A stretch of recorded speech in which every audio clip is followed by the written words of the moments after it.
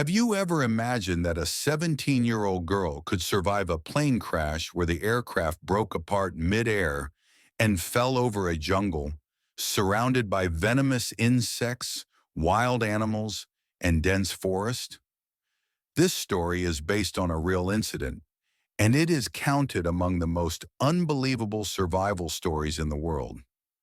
This happened in December 1971 on Christmas Day when people were happily traveling to their homes. Lima Airport in Peru was very busy, and passengers were excited to reach their families on different flights. Among these passengers was a 17-year-old girl, Juliane Koepcke, who was traveling with her mother. They had booked LANSA Flight 508, which was flying from Lima to Pucallpa. Juliane's father was waiting for them at the destination. Everything seemed normal. People were seated comfortably, and the crew was giving safety instructions. The plane took off, and everything seemed ordinary in the air.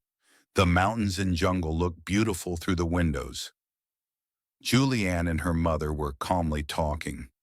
But after a short while, the sky became filled with dark clouds. What had appeared soft and white earlier had now turned into dark, heavy, and dangerous thunderstorms. Lightning was striking across the sky repeatedly, and heavy turbulence shook the plane. The captain instructed the passengers to fasten their seatbelts. Juliane tightened hers, and her mother held her hand. Suddenly, a massive flash of lightning struck very close to the plane's right wing. Cabin lights began to flicker. The entire plane shook violently. Passengers screamed, babies cried, and people began praying. Flight attendants also went into panic mode. Then another heavy lightning strike hit directly at the plane's fuel tank area, and with a deafening blast, everything inside shook violently. Luggage fell on people, oxygen masks dropped, and smoke and the smell of burning spread inside the cabin. Juliane looked at her mother. Both of their eyes were filled with fear, but no words could be spoken. Then came the moment that would change history. The plane started breaking apart midair. The wings detached, the tail separated, and bodies began falling freely through the air. The pressure became extreme. Juliane, still strapped to her seat, was now in free fall. The wind roared like a tornado. Screams filled the air. Everything happened so fast that the mind could not process it. For a few seconds, she lost consciousness. When she regained it, all she could hear was the screaming sound of the wind. She was falling from the sky into the dense Amazon rainforest, attached only to her seat. Miraculously, the heavy jungle canopy slowed her fall.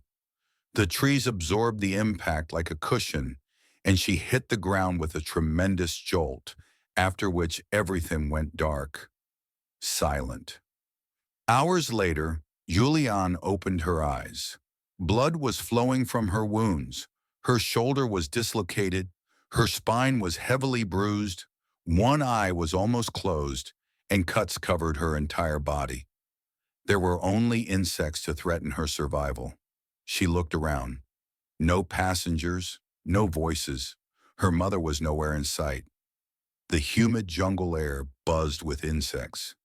This was the Amazon rainforest, one of the deadliest jungles in the world. Snakes, jaguars, poisonous frogs, killer ants. Death surrounded her. Juliane had been taught survival skills by her parents from childhood, as her parents were zoologists and conducted jungle research. She realized that if she stayed there, she would not survive, so she had to move.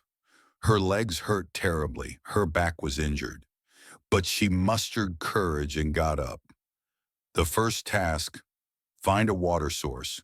Water was abundant in the jungle, but contamination and parasites were a major risk.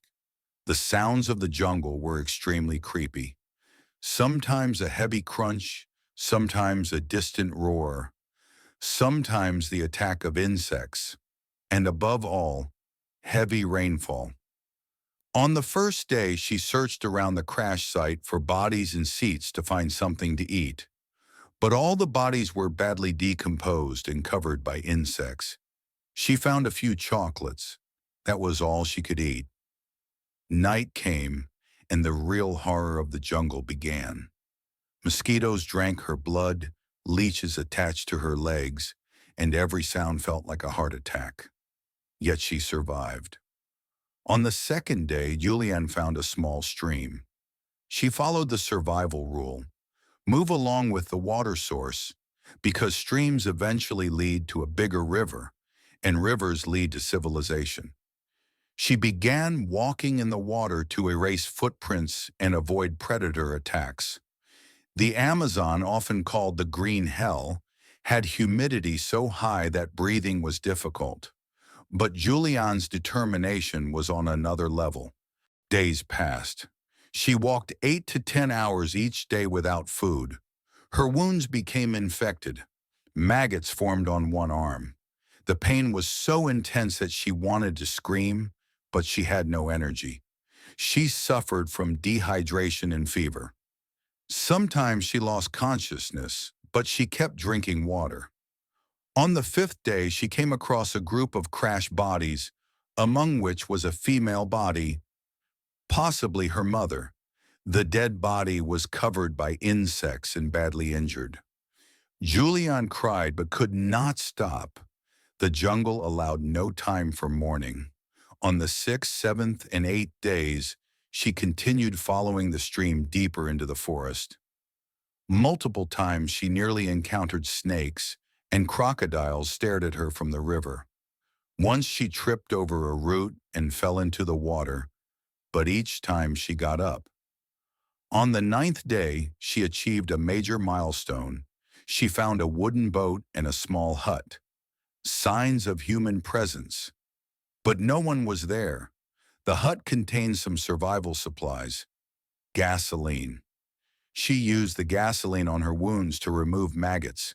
The pain forced her to scream, but the maggots were killed. On the 10th day, locals, lumber workers, arrived. Juliane was extremely weak and half unconscious. They were shocked. How could this girl be alive?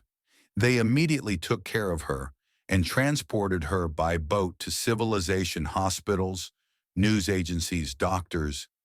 Everyone was stunned. The press covered her survival as the miracle of the Andes in the Amazon. Doctors stated that if she had stayed in the jungle or skipped following the stream, she would have certainly died. Juliane's injuries took months to heal. Relatives of other passengers offered prayers and condolences. This story later inspired books, documentaries, and movies. Even after becoming an adult, Juliane continued working in jungle research. She experienced PTSD after the plane crash, but her connection with the jungle remains strong today. Juliane Koepcke is alive and resides in Germany. She gives lectures and clearly explains that the jungle is not humanity's enemy. Only nature's rules are unforgiving. This story is the ultimate example of human courage, patience, and survival instincts. When experts said, "Nobody survives an Amazon fall," Juliane proved that the impossible can happen. Thanks for watching. See you in the next video.